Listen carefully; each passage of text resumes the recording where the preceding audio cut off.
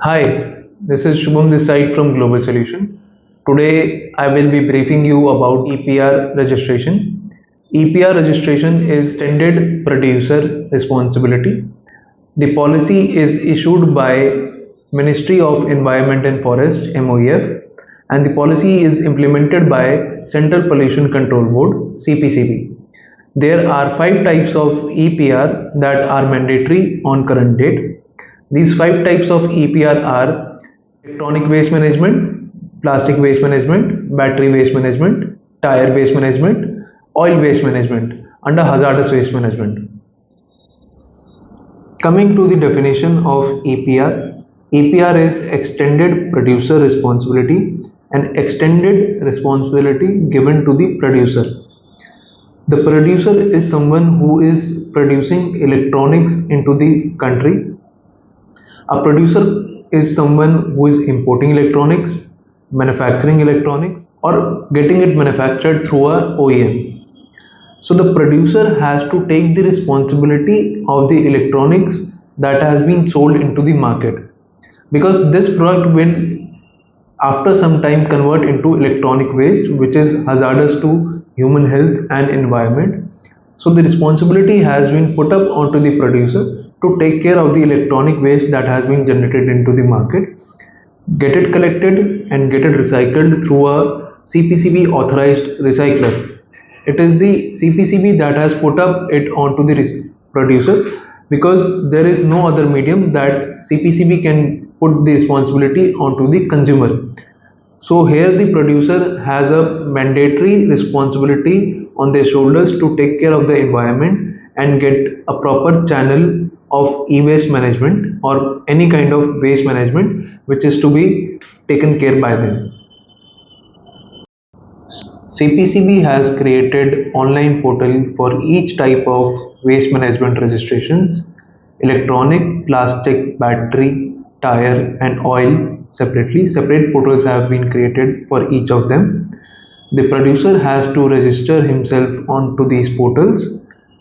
A producer can register himself into multiple waste management registrations if they cover under each of them. The producer has, once they take the registration, has to fulfill annual compliances which include the quarterly and the annual sales submission of the product they are selling into the market, according to which the targets will be generated in future. These EPR targets are to be fulfilled annually as guided by CPCB. These targets are to be fulfilled with the help of authorized recyclers.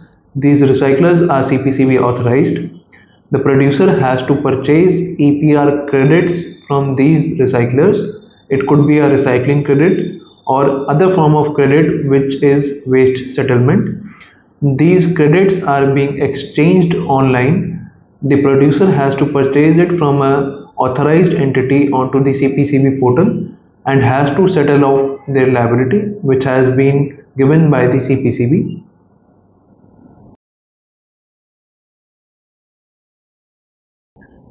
Global Solution is providing an end-to-end solution to all the producers related to their registration till the end of their compliances.